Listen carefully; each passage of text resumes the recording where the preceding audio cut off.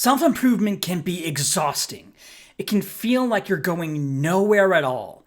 You might be right about that feeling, but in a lot of cases, that the solution isn't to double down, but learn to ease the pressure. And in this video, I'll tell you how.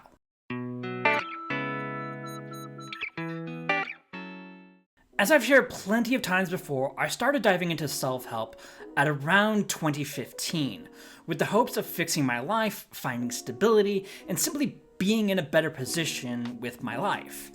And ever since then, I've picked up on all kinds of tips and tricks, strategies and theories that have wound me up here. Still broke, running a very small YouTube channel, overweight, and nowhere near the man I want to be. It makes sense that from this position that it's well worth asking myself, maybe this isn't for me, and I should pack things up, but here I still am. We are still here! Part of it is stubbornness, but the other more important part is that I know full well what the self-help industry is like. It's pressuring. Pressuring to be a certain way. Pressuring to set specific goals, pressuring to go all out in the pursuit for those goals, pressuring to recognize that even after you achieve things, it's never enough. To my core, I understand how personal growth can wear down on our bodies. It's a reality that not many gurus are willing to admit, as they spin stories of grand success, conquering bad habits, or spew out hustle culture talking points, rather than talking about the real problems people face and how to overcome them. It's not healthy, as I'm sure you're well aware of by now. I'm tired of digging holes, Grandpa. Well, that's too damn bad! But instead of talking about those problems, I want this video to focus on how we can get a new, fresh start and ease the pressure that we put on ourselves when engaging in personal growth. I have a bunch of strategies in mind for how to make that happen, so listen to them and try them out if at your own leisure.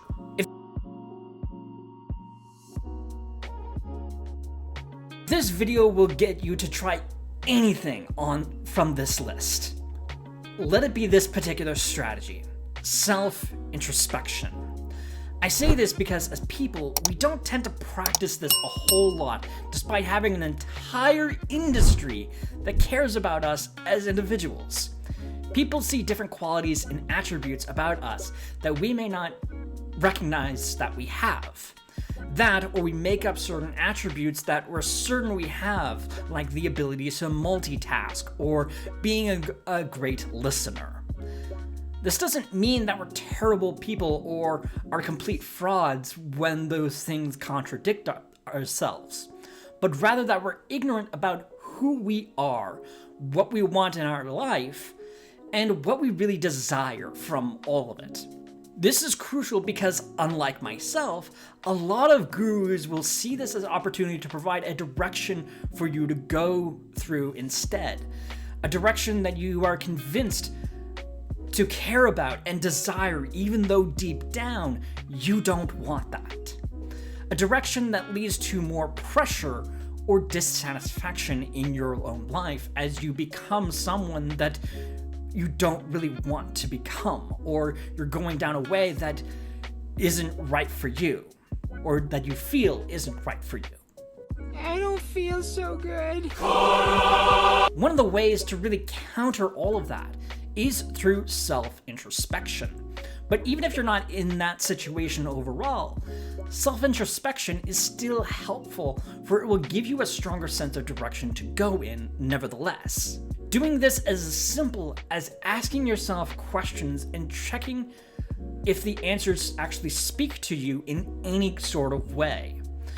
It's figuring out your own values in life and why these things are important to you and why you should care about them and making an effort to do so. Do this enough and dig deep enough, and you'll find ways to ease some of the pressure you have on yourself as you pursue things you want to pursue and find ways to make that happen within your own means. Not to mention, it'll give you more confidence to stick to something, which is a big difference maker in an industry that is trying to confuse you and pull you in all kinds of different directions. And this strategy can make the next one that I'm going to be talking about much easier to do.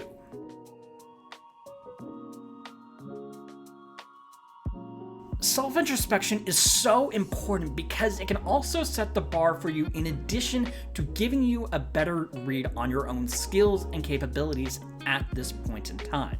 The reason this is so important is that when you have some clarity about where you want to go, you're able to set more realistic expectations for yourself.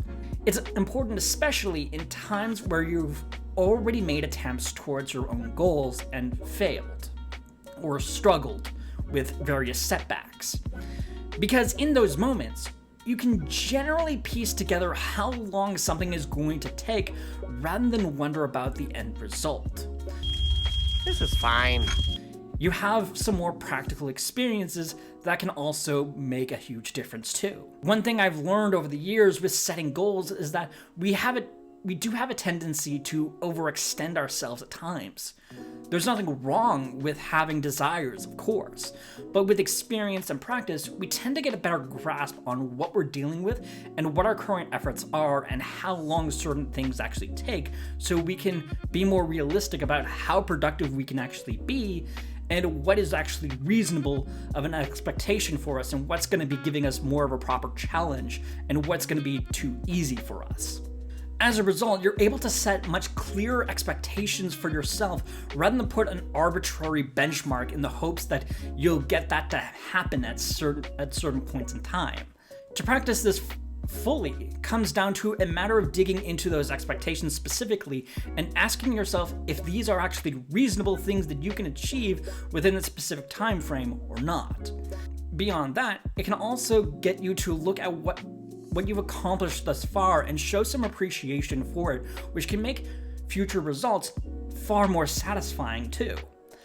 And if you're still lagging far behind, then you might want to try out the next strategy I'll be talking about.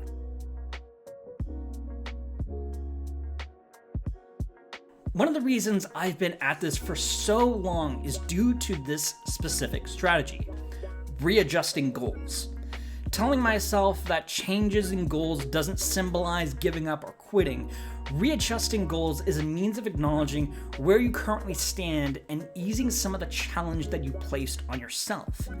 Because of the aforementioned extensions of ourselves, the simple act is a means of easing the pressure and feeding it back into realistic expectations for yourself.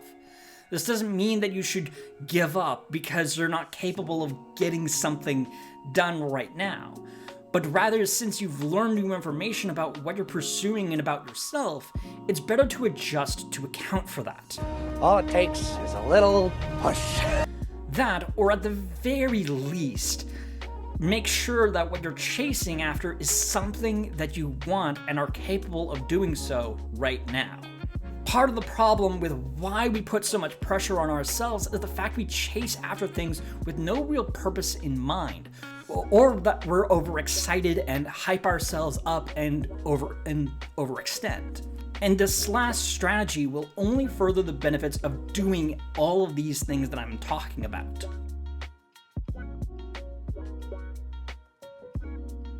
When it comes to us feeling pressure, a lot of articles will talk about the many areas that we can put our pressure on ourselves.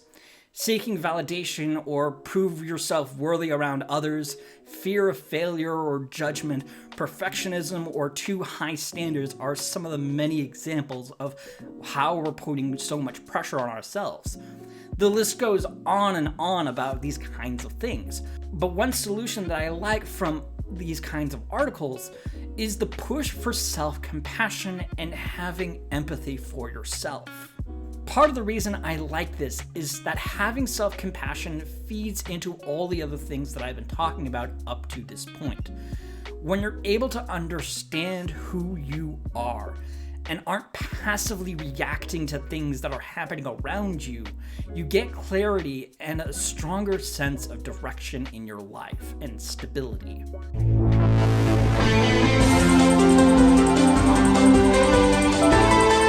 Self-compassion and empathy are just complementary viewpoints that provide reassurance and ensure that you're not caving into the pressure and that you're being practical and caring for yourself and understanding. And the more that you practice this kind of thing, the more these strategies ultimately feed into just a practical approach to your own goals and the expectations that you set for yourself.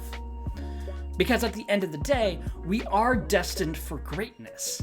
But greatness looks very different from person to person, and it isn't always what gurus tell us what greatness and success looks like. One does not simply walk into Mordor.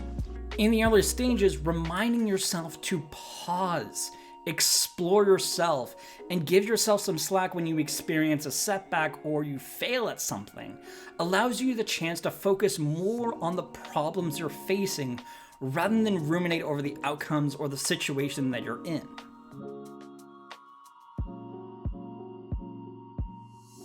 While April tends to be the time we're looking to readjust and refocus on our goals, you can always use these strategies at any point in time.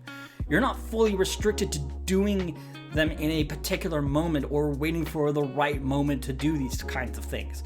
There is no timing rules for these strategies at all, nor is there for any self-help strategy at all for that matter.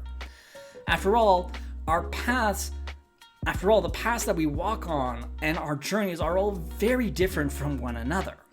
But regardless of those differences, these strategies have worked time and time again. For me, they've been helping me in establishing a particular direction in my life, which I absolutely need.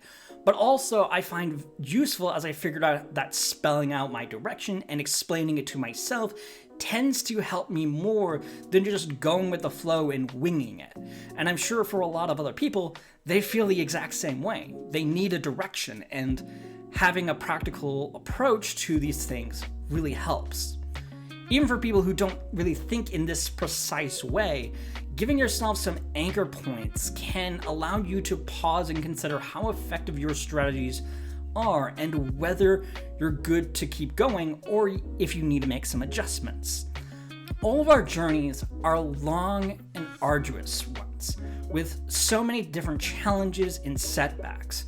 So finding ways to roll with the punches, as it were, and make the pressure more tolerable for us can really do wonders. And I think that these strategies can very well be some viable avenues for that. After all, they've really worked wonders for me after all of these years of working on myself little by little. Thank you guys so much for watching the entirety of this video. It would really mean a lot to me if you pressed on the like button and also subscribe to my channel if you haven't done so already. I love you guys.